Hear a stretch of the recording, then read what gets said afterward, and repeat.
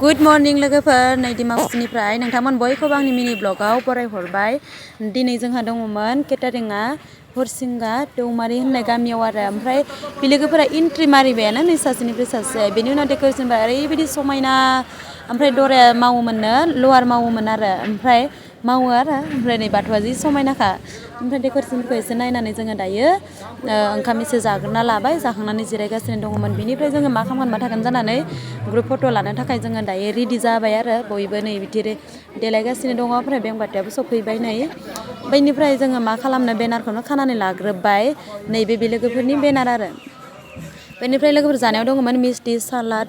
नैबे पनिर अमा बेदर ब्रयलार ना सबजिमोन आरो बेखिनियानो बेनिफ्राय नै रानगासिनो जोंना ओमफ्राय नै खैनाजों दराजों जि समायना गोरोबखानायखा